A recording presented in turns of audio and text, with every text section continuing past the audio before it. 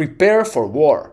Some European countries like Sweden and Norway are handing out pamphlets to their population telling everyone to prepare for war. And as much as it may sound like something out of a movie, well, it is not. This warning comes after Biden authorized Ukraine to use American weapons to attack inside Russia, which for Putin is almost like a declaration of war. So all this orange area inside Russia is now within Ukraine's attack range. And this is important news because it is yet another reminder that Europe's Disney days are over. And today I will tell you the three main reasons why I believe that. The first reason is related to security and geopolitical issues. You see, since the end of the Cold War, Europe has been living a one-of-a-kind moment in its history. Europe's history, since the beginning of time, has always been a bloodbath, because you've got all these countries, powerful nations, crammed into a continent that,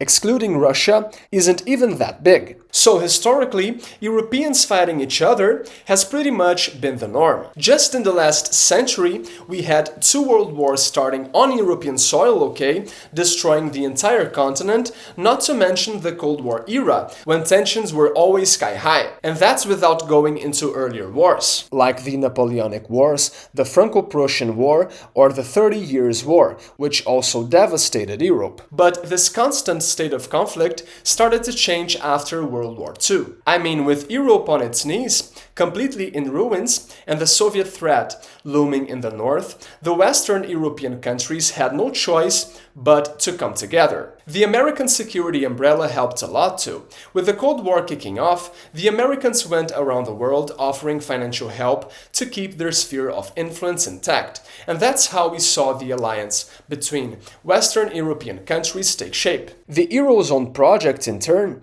only made this collaboration stronger. In fact, one of the goals of the European Union project was to get rid of the idea of strong national identities, which had caused so many problems in the past, and replace it with a shared sense of European citizenship. So a French person wasn't just French anymore, they were also European. Same thing for a German. They became European too. With that said, nationalism, as we've seen in recent years, despite the Eurozone project, is making a strong comeback. Anyway, still, after the Cold War ended, Europe entered one of the most peaceful periods in its history, with Russia busy trying to recover economically and even showing signs back then of heading towards a more democratic and market-friendly path. The Eurozone was able to expand and thrive economically. Germany, the largest economy in the Eurozone, is a perfect example of how this context played out, as it thrived importing tons of cheap energy from Russia,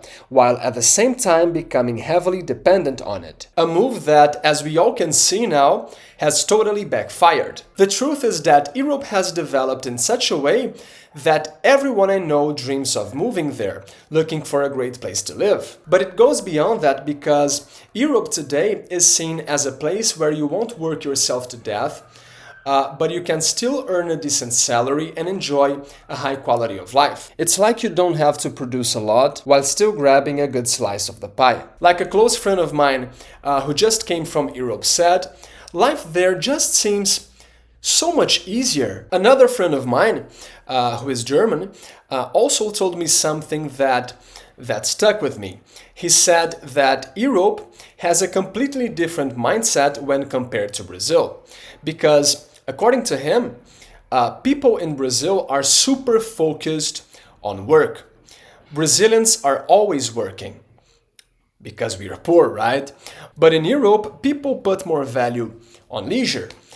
They get that life isn't just about work. So that's why I say that over the last decades, Europe has been living in a Disney-like world, thinking, for example, that war is a thing of the past, and except for 2008, not worrying too much about finances either, about which we'll talk soon. My point is that material wealth became so ingrained in Europe that for Europeans, it's almost as if wealth is the norm, the natural state of humanity, not poverty. Europe got so rich that people there indeed have time to relax and to enjoy life. But what many don't get is that This European quality of life is supported by an entire underlying economic structure, and that productivity and geopolitical security are absolutely key to keep it all in place. Another major problem for Europe is that we may soon see the US start stepping out of the stage. You see, since World War II, the US has basically been a security umbrella for Western countries. After the Cold War ended, we entered in a world where the US was the undisputed global leader. In that scenario, American policy was all about acting as the world's policeman, ensuring trade routes stayed open and free trade was maintained. But now we are in a multipolar world, with the US sharing the geopolitical stage with other big players such as China and Russia. Plus, with Trump's arrival, US foreign policy has shifted to focus more on itself. So we can't expect the Americans to continue being the peacekeepers in Europe and in the world anymore, even because the American financial situation can't handle much more. Just look at the US debt, which is at record levels, higher than during World War II. So there may not be much room for financing wars right now. And the Europeans are starting to see this, that maybe the Americans won't be there forever. That's why many countries, including Germany, are ramping up military investments, because it's time for Europe to be capable to defend itself by its own. So that's the first reason why I believe Europe is declining, because of geopolitical and security issues. But today's video goes way beyond war. You see, Europe's Disney days aren't ending just because of the war or the military reality. Europe's finances are also under a lot of pressure, and that's the second reason why I believe Europe's declining. Like I said, there's a huge economic structure behind Europe's quality of life, and over the past decades, the European welfare state has been funded mainly by debt and low, sometimes even negative interest rates. With the creation of the Eurozone, countries like Spain, France, and Greece, for example, were able to take out loans at super low rates, similar to Germany's. The problem is that the risks of these countries are completely different.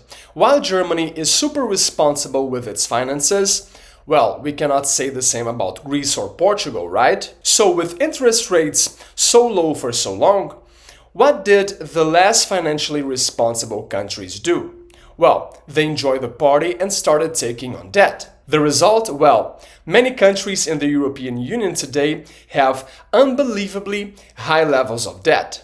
For example, look at Spain's government debt to GDP at 107.7%. Or look at France's government debt to GDP at 110.6%. Or let's look at Italy's government debt to GDP at 134%, which is very high. But what's the problem with all this debt, and how does it relate to Europe's decline? Well, if you already have sky-high debt, it's much harder to take on more debt, right? So it gets harder to continue growing, for example. Unless, of course, interest rates stay super low forever. But debt is so high in Europe that the Eurozone has lost a lot of its monetary policy flexibility. For example, if there's another surge in inflation, the Eurozone cannot afford to raise interest rates that much. Otherwise, several European countries